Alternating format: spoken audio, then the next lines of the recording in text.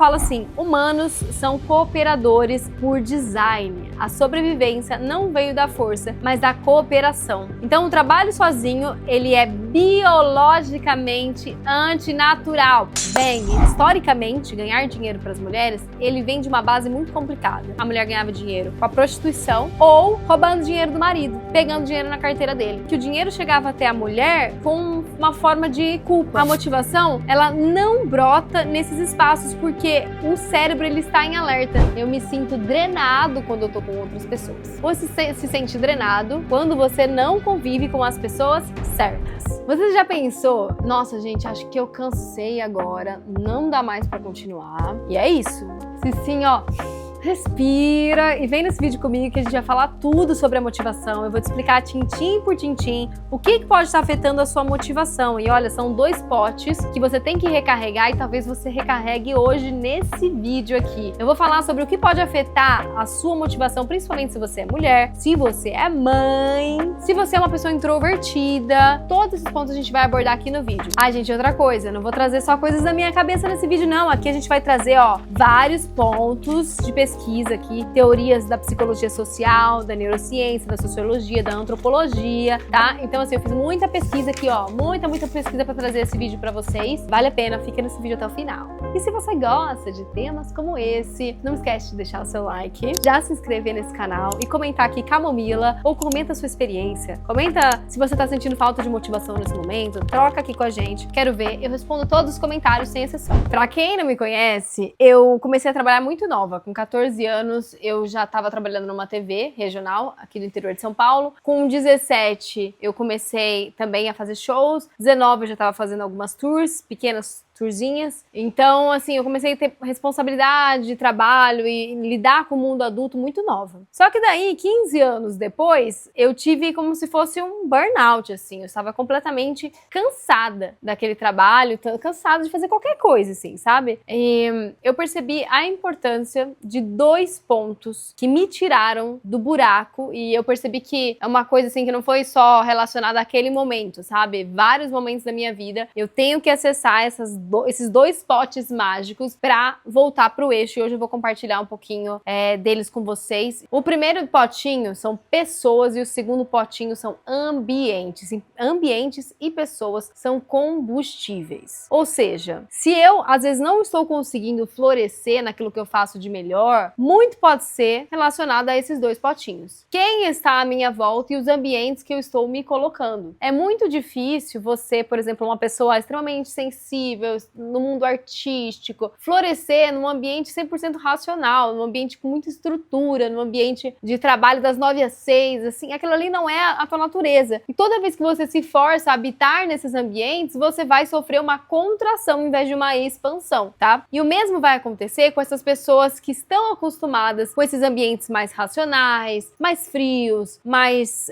aquela rotina mais enrijecida. Se você coloca uma certa imprevisibilidade na vida deles, né, espontaneidade, se você coloca muita brecha, né, para missões que são criativas em vez de algo prático, talvez elas também se sintam se contraindo, né? Então entender isso, principalmente como uma pessoa criativa, foi muito importante. Como me retirar de ambientes que estão ali drenando a minha energia e de pessoas que possam estar fazendo isso também. Só que, gente, isso não acontece só na nossa vida, no nosso convívio aqui tete a tete. Acontece também pelas redes sociais. Hoje a gente tem muita distração, a gente frequenta muitos ambientes online, a gente faz parte de muitas comunidades ali, quando a gente segue uma pessoa, a gente acaba compartilhando ideias e nem sempre a gente está escolhendo os melhores ambientes para que a gente floresça aquilo que está dentro de você, aquilo que vai ser a tua obra, digamos assim, para o universo. E pode ser, gente, a sua obra pode ser a maternidade, a sua obra pode ser a tua carreira profissional, a tua obra pode ser ali seus amigos, a sua rede de amigos. Eu tô te dizendo que não importa o teu projeto de vida, você não controlar bem os seus ambientes, as pessoas que estão ao seu redor, pode minar qualquer vontade que você um dia tenha sentido de construir esses sonhos. E agora eu vou explicar para vocês por que isso acontece. Eu trouxe algumas algumas teses aqui, tá? Tanto da parte da psicologia social, da neurociência. Aí eu fui a fundo, gente, da sociologia, antropologia, para explicar para vocês por que esses ambientes e pessoas impactam tanto a sua vida. Vamos lá, vamos falar primeiro pensando aqui na linha da psicologia social, tá? Teoria da interdependência. Gente, os humanos, eles regulam o comportamento um dos outros, tá?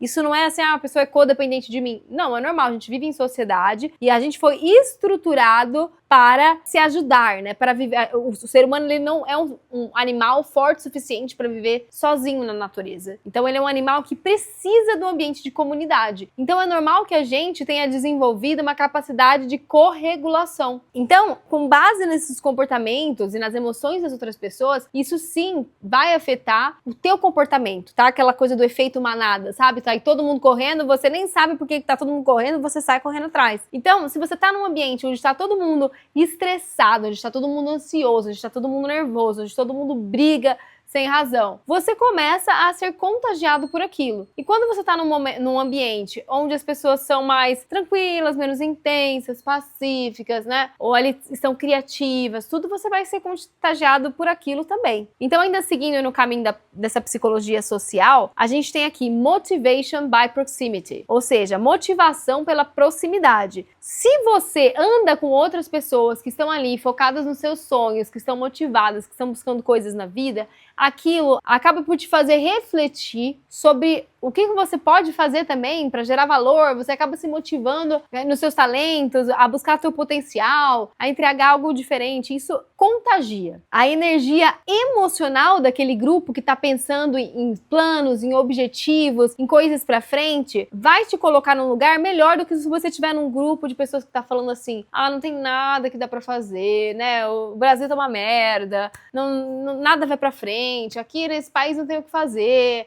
Ou então lá, quem tá em Portugal também fala a mesma coisa. Poxa, ser imigrante aqui já era, né? A gente tem que aceitar essa vida aqui. Se você frequentar esse grupo de pessoas, é assim que você vai se tornar pela psicologia social aqui, de ser influenciado pela proximidade do grupo. Tem um outro estudo aqui, Levin Festinger, não sei se eu falei direito esse nome, mas é que é o contágio emocional. Sabe aquela coisa que até é bíblica, né? Diga com quem tu andas, que te direi quem és. É mais ou menos isso que acontece mesmo. Então, existe um contágio emocional. Tem lugares que às vezes você, só de chegar perto fisicamente do lugar, você começa a se sentir triste, deprimido, ou com raiva, ou irritado, e você não sabe por quê. Mas são vários gatilhos que aquele ambiente e que as pessoas daquele ambiente já te trazem, tá? Então é importante com que você perceba se essa emoção é sua ou se você está sendo contagiado por essa emoção. Será que eu estou drenado, eu estou sem motivação porque eu sou assim, eu sou essa pessoa? Ou será que o meu ambiente é que tá fazendo com que eu não veja esperança em nada? Agora a gente vai falar sobre a visão da neurociência sobre isso. Ambientes aqui vão ativar coisas diferentes aqui, quimicamente, no seu corpício. Por exemplo, ambientes que sinalizam segurança, possibilidade, eles vão aumentar o quê? A dopamina basal. Essa dopamina basal, queridos, é o que te dá a força de motivação. Ou seja, se você tá em um ambiente que você tá em extrema insegurança, sabe? Aquele modo survivor, sobrevivendo, ali vai ser muito difícil você ter motivação para fazer alguma coisa. Você está ali só sobrevivendo, você está extremamente estressado, não vendo muitas possibilidades. Espaços que sinalizam ameaça, pressão, isolamento, isso me lembra muito a pandemia, aumentam o cortisol e bloqueiam a ação. Então, olha que grave isso, gente. Você às vezes tá naquele emprego que você não tá rendendo mais, teu chefe vem, te põe ainda mais pressão, te estressa mais, te ameaça mandar embora e acha que você vai conseguir produzir mais, mas não, o que ele tá fazendo é te trazer um ambiente que é tão estressante que quimicamente o seu corpo reage produzindo cortisol para te defender, para fazer com que você suporte ali, né, a situação, o teu estresse, e aquilo automaticamente vai bloquear a sua ação. Outra coisa, estúdios, coworkings, café, eles têm um autoestímulo criativo, tá? Que também sobem a sua dopamina. Na minha vida eu reparei muito isso. Depois da pandemia, principalmente, eu comecei a me isolar muito, comecei a trabalhar muito de casa, né? Gravar vídeo só em casa. Agora não, eu tenho os dias que eu gravo vídeo, que eu fico sozinha, mas todos os outros dias eu vou pro coworking. Eu vou editar os meus vídeos num coworking, num café, às vezes até vou pra um clube, assim, né? Que tem um verde, assim, pra eu olhar. E essa sensação de não estar isolada, né, estar ali parte do todo, ela realmente me relaxa, faz com que eu renda mais naquele dia. Casa bagunçada, ambientes repetitivos também geram baixa estimulação, que também tem uma queda motivacional. Então, eu já percebi isso, gente. Quando a casa tá muito bagunçada, a nossa mente ela não se organiza direito, né? Eu falo muito aqui com vocês sobre a importância da gente organizar, sabe? O externo também, para que a nossa mente se sinta organizada. Agora, eu não tinha a noção do quanto os ambientes repetitivos às vezes te atrapalham. Eu percebia que eu ficava mais produtiva, por exemplo, quando eu viajava. Nossa, viajei aqui, me deu várias ideias de conteúdo. Eu achava que era só porque eu trabalhava com conteúdo, né? Então eu teria coisas diferentes para mostrar. Mas não, gente. O simples fato de você ir para um coworking sem precisar viajar, ir para um café diferente, ir encontrar pessoas diferentes para trabalhar junto, também já colocam você aí num lugar de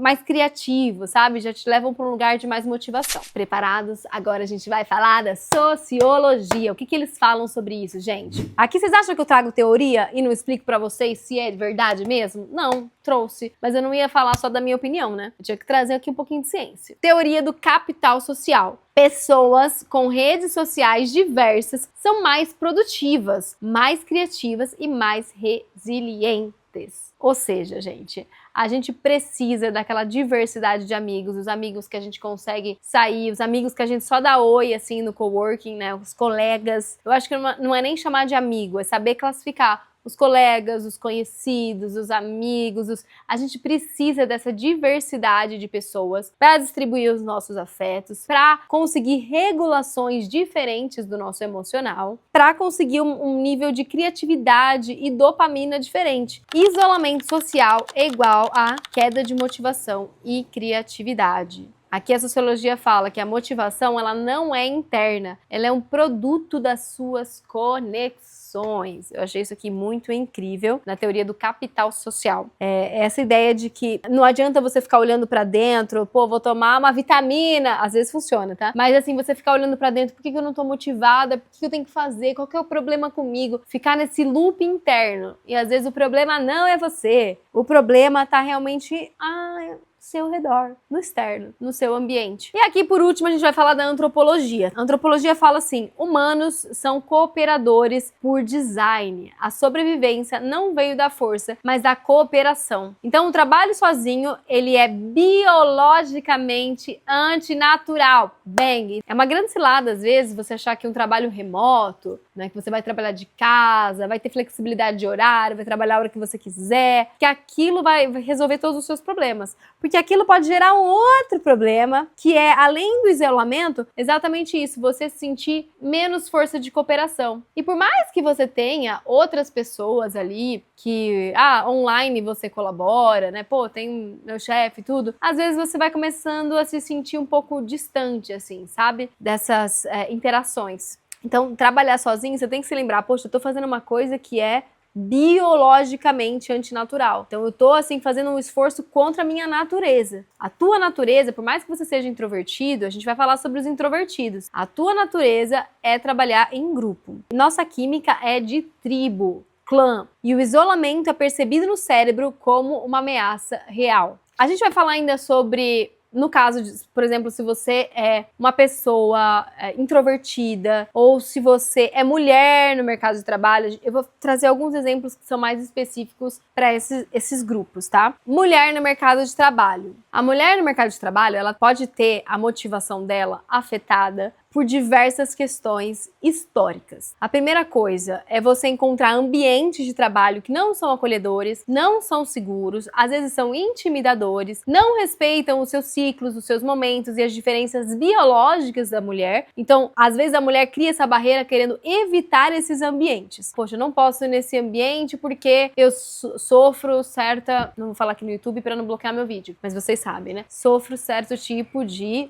ou então, não vou para esse ir para esse ambiente porque não sinto que a minha maternidade é respeitada, sinto que eu não tenho um lugar para amamentar, sinto que eu não... Enfim, coisas assim. Então, assim, a mulher, ela tem toda uma outra questão. Fora que frequentar o ambiente de trabalho pra gente, historicamente, ganhar dinheiro para as mulheres, ele vem de uma base muito complicada. Nos primórdios, né, quando a mulher começou a sair para ganhar dinheiro, como que a mulher ganhava dinheiro? Com a prostituição ou roubando dinheiro do marido, pegando dinheiro na carteira dele. Então, assim, eram duas maneiras em que o dinheiro chegava até a mulher com uma forma de culpa, uma toxicidade, assim, sabe? A gente precisa entrar nesses aspectos, porque colocar todo mundo no mesmo pacote da motivação também não é justo, sabe? Não é justo, porque a gente tem diferenças muito grandes biológicas e emocionais. A mulher, ela tem uma questão cíclica, né? Que ela, às vezes, ela simplesmente ela vai estar num momento, numa semana em que não adianta você ter ambiente, você ter pessoas, você ter nada. Porque o emocional dela, o corpo dela tá passando por um processo que é intenso ali todos os meses, né? Então a gente não pode botar todo mundo no mesmo balde, assim, né? Voltando aqui ao assunto das mulheres, ganhar dinheiro para as mulheres era moralmente perigoso. Então, pensa assim, se eu tô ali roubando dinheiro do meu marido, ele pode implicar comigo, pode, sei lá, terminar comigo, e daí como é que eu vivo se eu não tenho trabalho? Então, é perigoso, é uma relação perigosa. Se eu tô ali me prostituindo, você imagina situações que a pessoa não passava, né? Principalmente naquele tempo ainda. Se até hoje já é ruim, você imagina naquele tempo. Então, as consequências, a gente já começa a perceber. Existe uma culpa quando se tem um sucesso financeiro. O medo de ser vista ali como uma pessoa que quer algo a mais, que quer uma ambição profissional, que quer dinheiro. E também o medo da competição. E aí a gente entra mais uma vez no ambiente profissional, que as mulheres às vezes se sentem desmotivadas porque é um ambiente competitivo, é um ambiente que faz com que elas ajam contra uma natureza que historicamente foi mais colaborativa. Ambientes historicamente masculinos, eles não foram projetados para mulheres. As mulheres, elas têm que abrir parte ali do universo delas para que elas consigam se adaptar ao ambiente dos homens. O corpo da mulher, ela aprendeu a ler que esses territórios, eles são menos seguros do que ficar dentro de casa, porque sempre foi vendido para nós que o ambiente de casa era seguro. Então essas mulheres começaram a aceitar essa maternidade, essa coisa de depois do casamento eu fico trancada em casa, eu fico isolada em casa, eu fico protegida. Eu tenho uma pessoa que sai fora para que eu fique aqui dentro protegida. Então aqui dentro, seguro. Lá fora, perigoso. Então aí você vê uma transformação, né? Que até hoje a gente luta pra mudar isso. Eu vi até uma influencer que falou assim, cara, por que a mãe precisa fazer tanto resguardo quando tem um bebê recém-nascido na casa, se o homem continua indo trabalhar, continua indo ver todo mundo, fazer reunião, tá ali, pode pegar uma bactéria, um vírus e trazer pra casa do mesmo jeito, né? E daí a gente vê como esses conceitos ainda estão tão enraizados na nossa sociedade. Porque essa mulher que tá isolada no maternar dela, no puerpério dela, que tá isolada, e eu nem passei por isso ainda, tá, gente? Mas eu escuto muito sobre o assunto. Então essa mulher que tá isolada porque ela tem condições financeiras menores do que o homem, porque ela tá no mercado de trabalho que ganha menos. Então, se essa mulher que tá nesse mercado de trabalho, ganhando menos, não vai ter as mesmas condições de sair com os amigos, de frequentar, de estar no mundo externo, o mundo que custa dinheiro, ela vai ficar também dentro de casa. Esse isolamento dentro de casa leva com que a mulher tenha menos e menos e menos motivação para trabalhar e fazer qualquer coisa que seja um pouco para fora. Então a motivação, ela não brota nesses espaços porque o cérebro, ele está em alerta. Lembra que eu falei para vocês? Quando o cortisol tá alto, não tem motivação. Então se a mulher não tá se sentindo segura nesse ambiente, ela não vai ter motivação de produzir. Ela vai se sentir drenada de energia. Agora, o que eu vou escolher? O que é pior? Eu tô fora de casa e tô em perigo,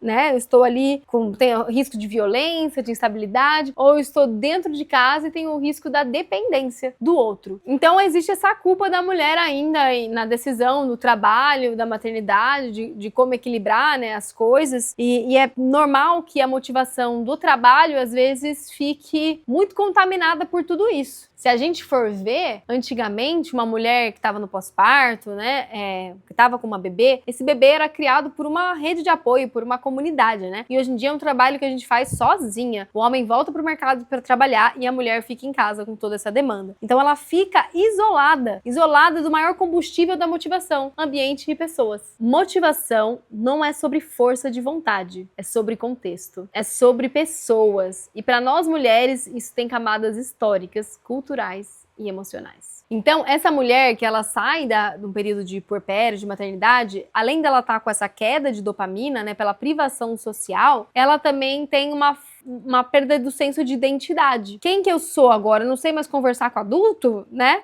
Que agora que eu tô tentando voltar para esse mundo, será que eu sou culpada de querer voltar ao trabalho e deixar minha criança? Não quero ficar com a criança o tempo inteiro. Eu preciso me sentir culpada por isso. Então, esse ambiente, você sai, mas o que você constrói não é um só tô livre, né? Ai, vou aproveitar esse momento. É um momento, é um pra fora com culpa. Então, tudo isso vai fazendo com que pra mulher encontrar a motivação pro trabalho seja mais difícil. E o medo do julgamento também, tá, gente? Porque uma coisa que é muito comum, pelo menos na internet a gente vê, é pessoas julgando essa decisão da mãe, às vezes, de voltar a trabalhar, né? Voltar a trabalhar muito cedo. É claro que é necessário um equilíbrio. A criança, ela tem que ser prioridade durante um certo momento, né? Mas não só para uma pessoa. Uma criança não é um trabalho de uma pessoa só. Mães são privadas, então, desse remédio que é a recarga de ambientes e pessoas. Mas, Mia, e pra quem é introvertido? Eu sinto que eu não gosto de estar com as pessoas, eu não me abasteço nas pessoas, eu me sinto drenado quando eu tô com outras pessoas. E aqui eu vou te explicar. Você se sente drenado quando você não convive com as pessoas certas. O que realmente acontece muito quando a gente tá trabalhando, né? A gente não pode escolher todo mundo que a gente vai trabalhar. Se você é uma pessoa introvertida, você vai se sentir drenado, sim, em certos ambientes, mas em alguns ambientes certos, com pessoas certos, com os estímulos certos, você pode se sentir recarregado. Então, os introvertidos, eles são mais sensíveis aí ao estímulo do ambiente. Por isso que eles vão se conectar melhor se tiver uma pessoa só do que se tiver 10 ao redor dele. E a motivação deles vem da previsibilidade e da profundidade. Então, é você saber que você vai encontrar aquele seu amigo no final de semana. Não vai ser assim, teu amigo aparece do nada na tua casa. Aquilo ali vai te gerar um caos. Então, essa profundidade, essa previsibilidade é o que vai abastecer ali o introvertido. Quando eu falo de pessoas e ambientes, eu não estou falando de multidões. Fica claro aqui, ó. Motivação nasce do ambiente certo pra você. Certo? Saiu aqui um R do interior? E é isso, gente. Espero que vocês tenham gostado desse vídeo. Eu amei fazer esse vídeo pra vocês. Amei a pesquisa que eu fiz pra trazer esse vídeo. Acho que tem vários insights incríveis que eu aprendi pra minha vida. Ganhei consciência e já tô implementando. Eu espero que tenha te ajudado também. Gente, olha meu. Vem cá participar do vídeo. Dá oi pro pessoal, meu. Isso, vem. Vem dar oi e falar oi, pessoal. É isso. Um beijo, fico por aqui. E até o próximo vídeo. Tchau!